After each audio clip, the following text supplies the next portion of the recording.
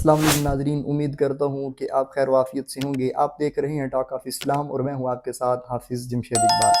سلامتی ہو ان آنکھوں پر جو دیدار مصطفیٰ کی طلب رکھتی ہیں، اور سلامتی ہو ان کانوں پر جو صدائے حق سننے کے منتظر رہتے ہیں۔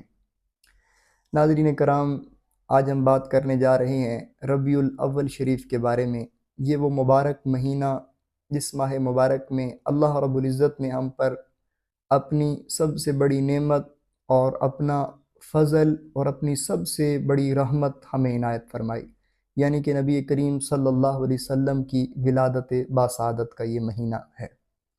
ناظرین کرام، اب سوال یہ پیدا ہوتا ہے کہ اللہ رب العزت نے ہمیں جو سب سے بڑی یہ نعمت عطا فرمائی، اور اللہ کا جو سب سے بڑا فضل ہوا کہ ہمیں اپنے پیارے نبی کریم کا امتی بنایا، اور ہمارے پیارے نبی کریم صلی اللہ علیہ وسلم کو اس دنیا میں مبعوث فرمایا، تو کیا ہم اس پر اللہ تعالیٰ کا شکر ادا لائیں، اس پر خوشی منائیں یا نہ منائیں؟ سوال یہ پیدا ہوتا ہے۔ تو ناظرین کرام، آئیے قرآن سے پوچھتے ہیں قرآن کیا کہتا ہے۔ اللہ تعالیٰ قرآن پاک میں ارشاد فرماتے ہیں، قُلْ بِفَضْلِ اللَّهِ وَبِرَحْمَتِهِ فَبِذَلِكَ فَلْيَفْرَحُوا، کہہ دیجئے کہ اللہ کا فضل، اس کی رحمت پر خوشی مناؤ، یہی تمہارے لیے بہتر ہے۔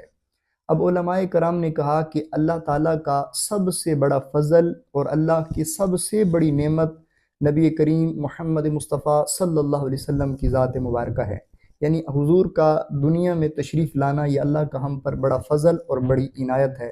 تو جب اللہ کا بڑا فضل اور بڑی عنایت ہے تو ہمارا حق یہی بنتا ہے کہ اس مبارک مہینے میں، بلکہ اس دن میں جس دن نبی کریم صلی اللہ علیہ وسلم کی ولادت باسعادت ہوئی، خوشی منانا یہ ہمارے لیے باعث اجر ہے، بلکہ قرآن کا حکم ہے۔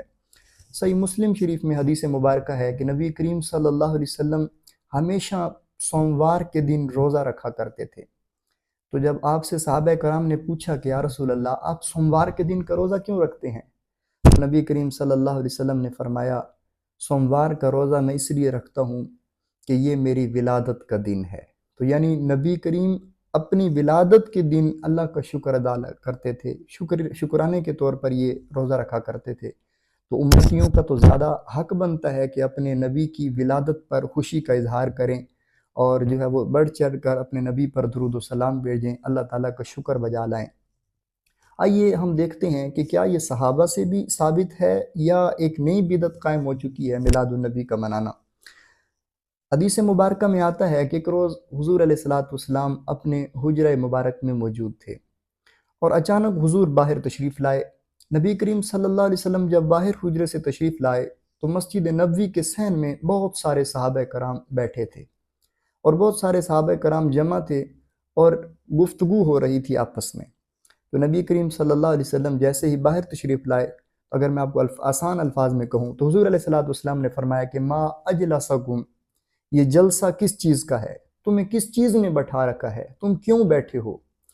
تو صحابہ کرام نے کہا، جلسنا نذکر اللہ ونحمدہ علی ما ہدانا لدینی ومن علینا بک، یا رسول اللہ ہم اس لیے بیٹھے ہیں، جلسنا اس لیے بیٹھے ہیں، نذکر اللہ اللہ کا ذکر کریں، ونحمدہ اس کی حمد بیان کریں، علی ما ہدانا لدینی جس نے ہمیں ہدایت دین بخشی، ومن علینا بکا اور اس لیے بیٹھے ہیں کہ ہمیں آپ جیسا نبی جو عطا فرما دیا۔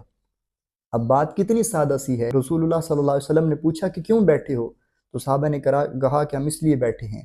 اب بات بڑی سادہ تھی، لیکن نبی کریم صلی اللہ علیہ وسلم نے فرمایا، اے میرے صحابہ، کیا تم اس بات پر قسم دیتے ہو کہ اسی لیے بیٹھے ہو؟ تو صحابہ کرام کو بڑا اس پر تعجب ہوا کہ حضور نے پوچھا کیوں بیٹھے ہو، ہم نے کہا کہ اسی لیے بیٹھے ہیں۔ بظاہر یہ موقع نہیں ہے قسم کا، لیکن حضور ہم سے قسم کیوں لے رہے ہیں؟ تو صحابہ کرام نے باقاعدہ قسم دی کہ یا رسول اللہ ہم اسی لیے ہی بیٹھے ہیں۔ اب نبی کریم صلی اللہ علیہ وسلم نے فرمایا، جب صحابہ کے چہروں کی طرف دیکھا تو بڑا تعجب تھا کہ حضور نے قسم ہم سے کیوں لی ہے۔ تو حضور علیہ السلام نے فرمایا، اے میرے صحابہ، جب میں اپنے حجرے میں موجود تھا، اتانی جبریل امین علیہ السلام، میرے پاس جبریل امین حاضر ہوئے، فاخبرنی مجھے خبر دی ہے، ان اللہ عز وجل یباہی بکم الملائکہ، یا رسول اللہ ذرا باہر تشریف لائیے، آپ کے صحابہ کون سا عمل کر رہی ہیں کہ اللہ فرشتوں میں بھی ناز فرما رہا ہے۔ اللہ اکبر۔ اب دیکھیے صحابہ کرام کا عمل کیا تھا، جلسنا نذکر اللہ ونحمدہ علی ما ہدانا لدینی ومن علینا بک۔ صحابہ کرام تو اس لیے جمع تھے، اللہ کا ذکر، اس کی حمد بیان کر رہے تھے اور اللہ تعالیٰ کا شکر بجا لا رہے تھے کہ مالک تیرا کروڑوں احسان کہ تو نے ہمیں محمد مصطفیٰ صلی اللہ علیہ وسلم جیسا رسول عطا فرمایا۔ اب آپ اس بات سے اندازہ لگائیں کہ حضور کی ولادت باسعادت کی خوشی میں جب ہم جمع ہوتے ہیں، محفل میلاد کا انعقاد کرتے ہیں تو کیا ہوتا ہے؟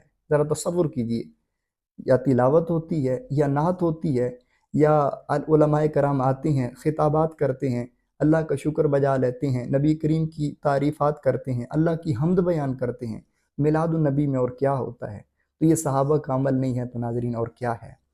امام جلال الدین سیوطی رحمۃ اللہ تعالی علیہ فرماتے ہیں کہ میری تحقیق یہ کہتی ہے کہ میلاد النبی کی محفلیں اگر ان میں صرف ذکر مصطفیٰ ہو، ان میں قرآن کی تلاوت ہو، درود شریف ہو، اللہ تعالیٰ کا شکر ہو، تو یہ سب نیک کام ہیں، اس میں کوئی کراہت نہیں ہے۔ اب سنیے، امام ابن حجر عسقلانی رحمۃ اللہ علیہ نے فرمایا کہ میلاد النبی کے موقع پر لوگوں کا اجتماع، قرآن کریم کی تلاوت اور حضور کی ولادت کا ذکر کرنا، یہ سب نیک اعمال ہیں۔